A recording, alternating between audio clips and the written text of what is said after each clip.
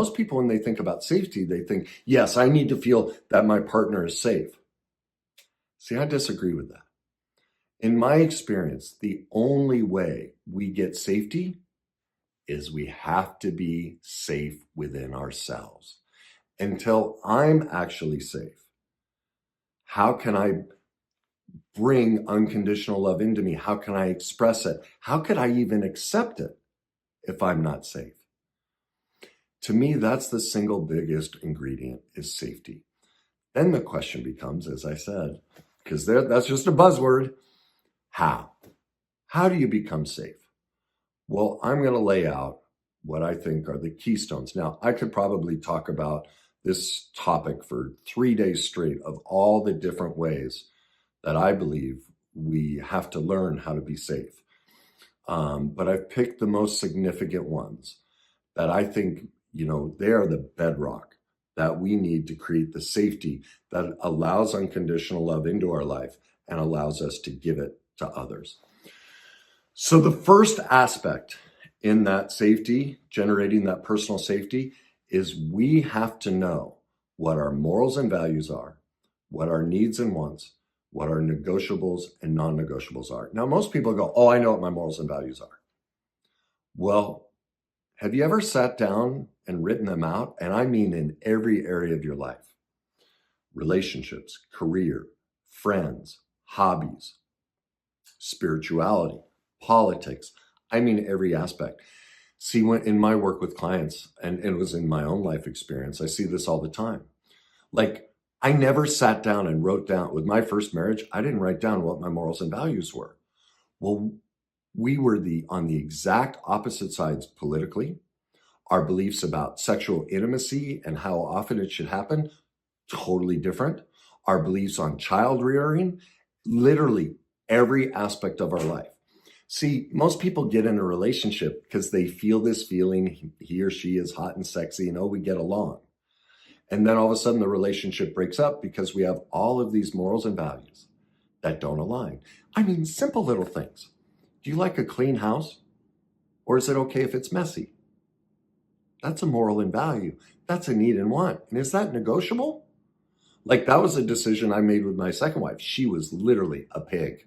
Like, just a pig. And she admitted it. Like, I'm not disparaging her. We would laugh about it. But she met so many other needs and wants because I live look, this is my house. I like it picked up. I like things in their place. That's a moral and value of mine. And I don't want to date or be with someone who's messy. Stuff like that drives me crazy. Well, I looked at it. And because there were so many things that worked for my morals and values, needs and wants, it became negotiable. And she and I learned, we had a discussion about it, and we negotiated a level that was tolerable for both of us. Do you see how that creates safety?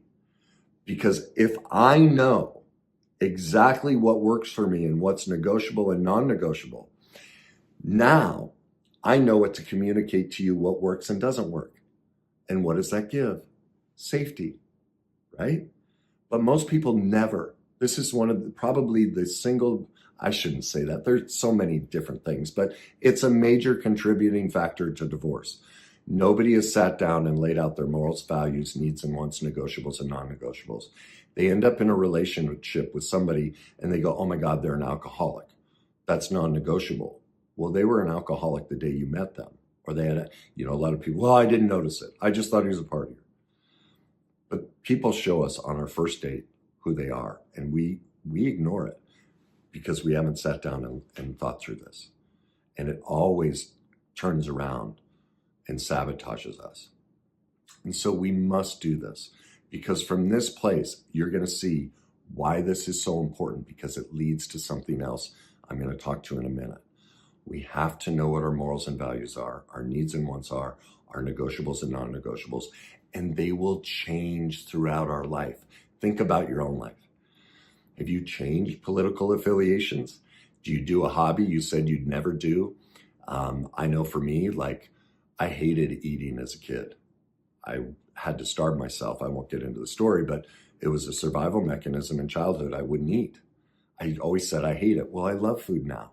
Well, that's Do you see that my needs and wants changed? See, they will always change throughout our life. This is a living document, what we find negotiable and non-negotiable. Like now that I've had other experiences in relationships, there are certain things I won't tolerate. They are non-negotiable because I lived the experience and went, nope, won't have that. That's why this is so important. And you're going to see in a minute how it plays a deeper role into the trust that we need to create unconditional love. The second aspect is boundaries. And most importantly, the ability to say no. The most kind and most loving and the most unconditionally loving statement we can ever say to our partner is not yes, it's no. That's the lie we've all been taught, is that you have to do and be everything for your partner, always support them, always be on their side. Well, I've used this example many times. What if your partner decided to be a serial killer? I thought you're supposed to have their back, right? We're supposed to say yes. We're always supposed to support them. Well, no, we're not. That's not love. That's conditional. Because look at your own life. Why did your relationships break up? And what did you say afterwards? In my experience, every person, when they're describing the end of a relationship, one element is always, I did this for her, and this for her, and this for her, and she wouldn't do this. Do you see what that means? It means I said yes to this, and this, and this, only to manipulate out getting this. It wasn't unconditional. It had a price tag because now I'm throwing it back in your face. I have kept score and I have resentment. Those are the three critical factors before we ever say yes to anyone or anything. Will I keep score? Will I ever throw it in their face or bring it up in the future that I did this for them? Or will I ever have resentment? Now, those are all basically the same thing, but I've learned over the years, everybody sees it differently. They all classify it differently. And that's why I give those three, because it pulls everybody in. Because some keep score, some throw it in their face, and some are resentful. And what that means is they manipulated. There were conditions to their yes. That's not love. And do you see what no gives me? Then I can trust you. Now, I may be upset. I may have wished you joined me on this pursuit or whatever, but man, do I love you. My God, you just saved me from hitting me over the head a month from now with the billy club over how you did this for me and I didn't pay it back. That's safety. That is total safety. So please, if you want unconditional love, what we have to do for us to become safe is we have to start saying no. Stop, please stop saying yes. And here, those are the criteria. Will I ever keep score? Will I ever bring it up or throw it in their face in the future? Or will I have resentment? If you think any of those things will happen, then you must say no if you want to create safety and unconditional love with your partner. That is non-negotiable. That must be present to create unconditional love. Okay? The next aspect that I have found that virtually no couple has is a confrontation model, a way to fight, a way to express themselves that doesn't destroy the other person. Now, I don't have time to go into the confrontation model in this video. I've done previous videos on it where I lay out exactly how to do it. So I'd encourage you, I think I'll create a link at the end screen of this video for you to click on, where you can find it on my YouTube channel so you can learn about the confrontation model and so you can use it in your relationship. But almost everybody, when they fight, they just hurl pain and unforgivable things, deep wounds. And the confrontation model protects us from that. It creates safety. It creates trust. And for us to love, we need, for us to love unconditionally, I believe we need that safety. And so without a confrontation model And most couples, they're like, what? No, I know how to fight. I'm kind. These are learned skills. We haven't been taught, and the way people fight is destructive, because in those moments, all of our pain comes up, and we can't control ourselves like we can when we're moderate, when we're not in pain. And that's where this stuff comes out. And so we need what I call a shared language. When couples make these commitments, when their morals and values, needs and wants, negotiables and non-negotiables align about how they're going to pursue unconditional love, they will adopt boundaries that are similar, a similar belief on expressing no. They will have a confrontation model. This is how we're going to fight. And these are the steps we're going to take. And if the other person starts not doing it, we're not going to point it out. We're just going to say, this doesn't work for me. We can address this at another time, and we exit the conversation. We do that. And do you see how by us doing that, we become safe? We're not encouraging and enabling the less than perfect behavior. We're loving them, and they can, even in that moment when they're really upset at us, once they calm down, they'll see, wow, you gave me a lot of safety because you stuck to the morals and values that we placed in this relationship. You stuck to the confrontation model that we decided we were going to use to create the safety for us to have unconditional love in this relationship. Okay? The last piece, and again, I could say this would be the most important one, but it's not possible to have unconditional love unless both people are committed to doing trauma work on their childhood. And here's why. I know most people are like, oh, don't, here we go again. Childhood stuff, I don't want to talk about it. I don't want to deal with it. You're wrong. My childhood was perfect. Well, that's statistically impossible. And the level of denial in society around the imperfections they experienced in childhood and the wounds they carry is the single greatest reason the world is in the place it is today. All the social unrest, everything, all anyone is doing is puking out their unhealed childhood trauma. That's been proven by science. There's nothing else that causes disharmony. The root cause of all disharmony in the world is childhood trauma, nothing else. Studies show that 95% of our daily life as an adult, we are not present. We are reliving the subconscious patterning that we learned in childhood. Now, I know you think you're an adult and you're making your own decisions and you're present in your life, but unless you've done, massive amounts of work on your childhood trauma, you're not. You're acting out of subconscious feeling programs that were developed in childhood.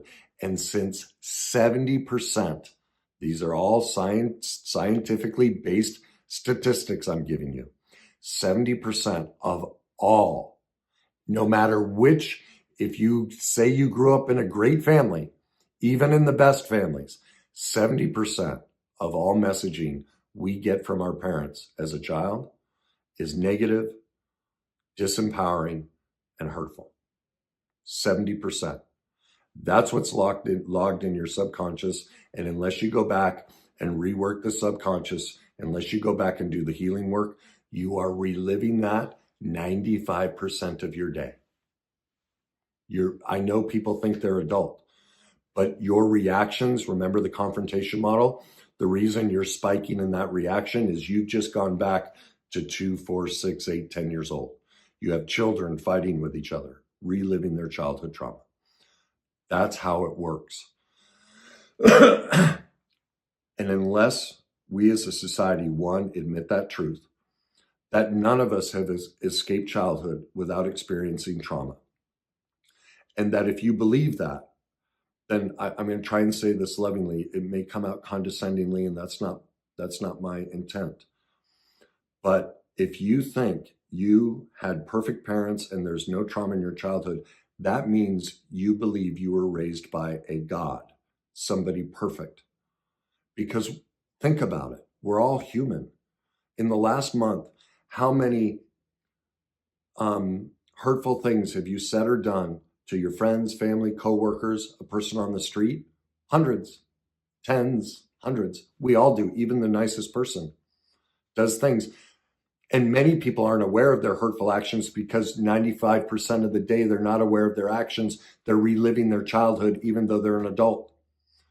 And so to believe our childhood was perfect or there's no wounds there means we're not in reality of that we believe we were raised by a God that was perfect.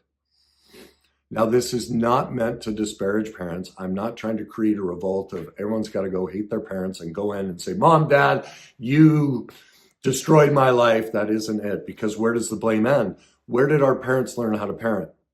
From other broken parents that had never learned how to parent, and on and on and on. The blame never lands anywhere, and therefore there's no reconciliation. So instead, it's about responsibility. It's about getting into reality. Look, we're all hurt. All of us share one common thing. We were hurt in childhood, and only because our parents were hurt in childhood.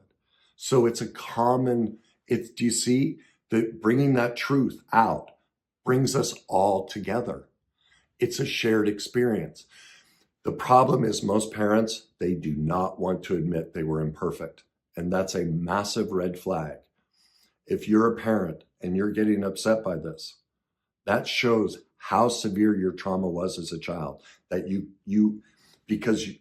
that the trauma gets so bad as a child, we dissociate and we go into so much denial and condone it and minimize it and suppress it that we can't be present to it.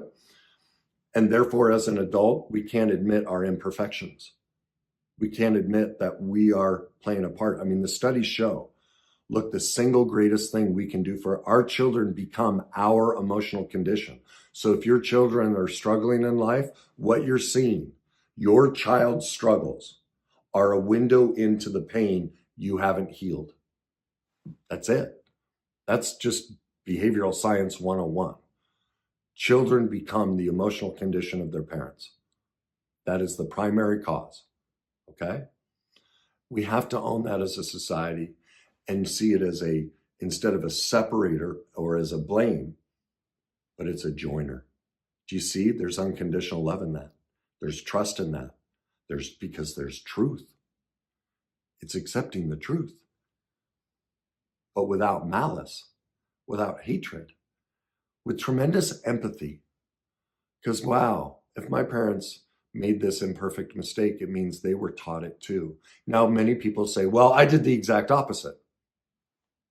Well, most often the exact opposite is still hurtful.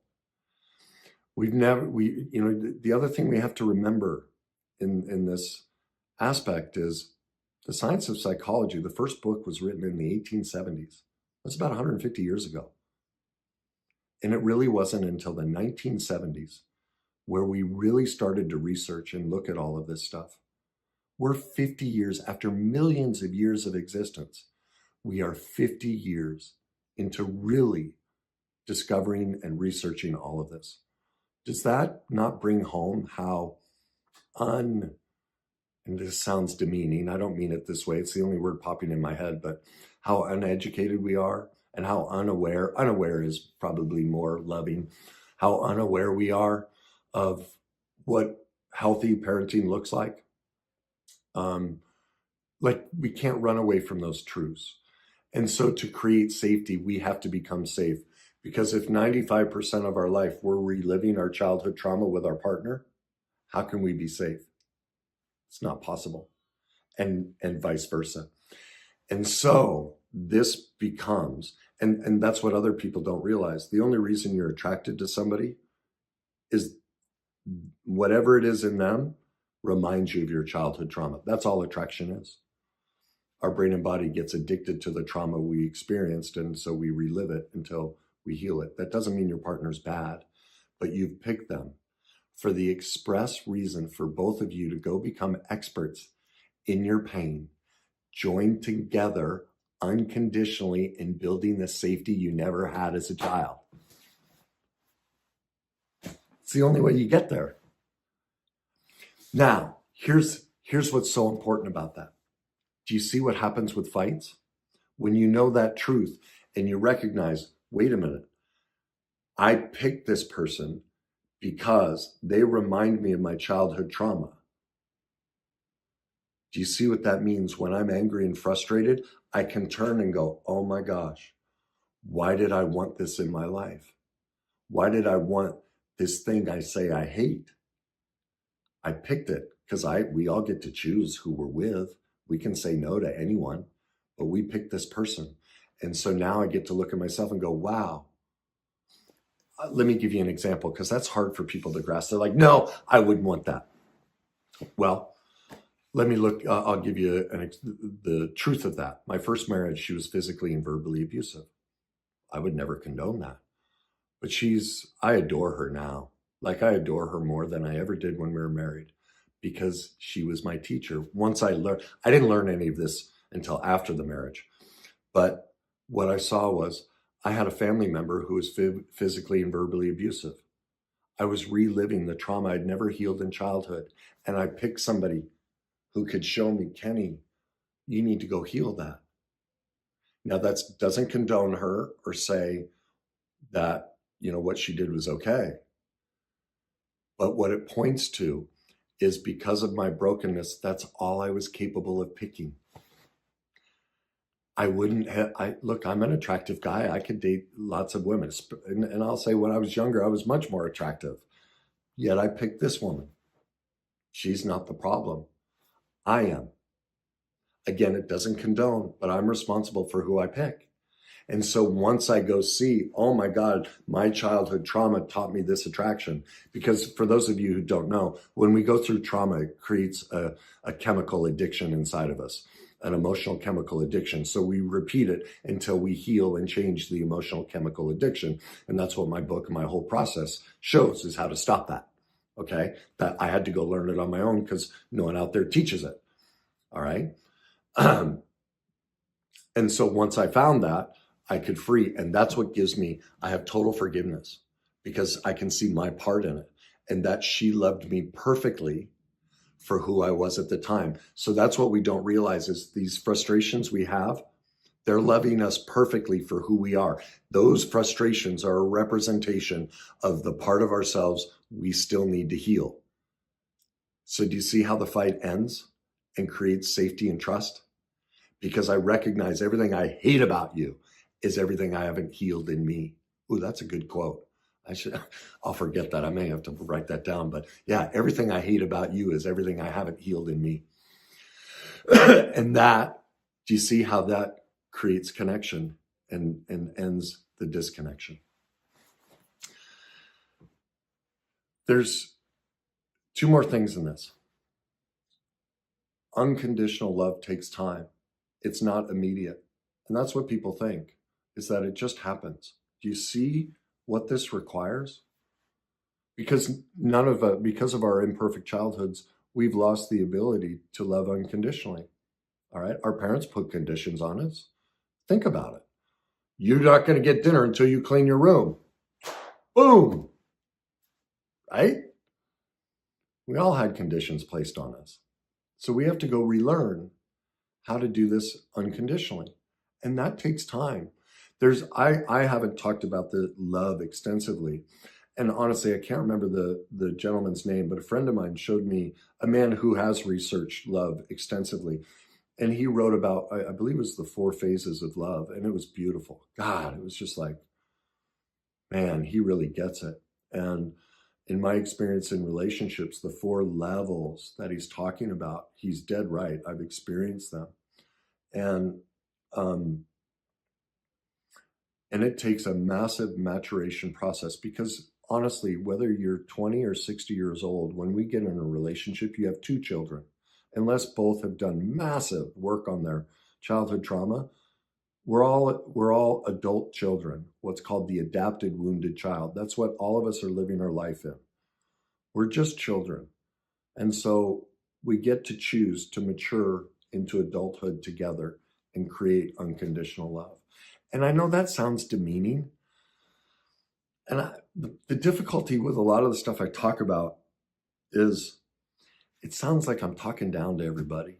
And I'm just trying to give the information it's true. And I keep working on how to say it. So if you feel demeaned, that's not my intent. But it is to bring light to why we can't find it. And unless we accept these as truths without shaming and blaming ourselves, see, if we shame and blame ourselves when we hear truth, that's evidence of childhood trauma. So that's what this brings us. When we do that work, we lose all of that. We go, oh, yeah, I'm imperfect. Like, do you see the joy I express when I talk about being physically and verbally abused? Like, I don't have shame about it. I was imperfect. And so was she. Because I also know the only reason she did that is because of what she went through in her childhood. Again, I don't condone it, but I can empathize with it and I can accept her pain. Now, I don't have to carry it and I don't get anywhere near her because she's still dangerous. But it doesn't mean I have to walk around with resentment or shame or blame for me or her.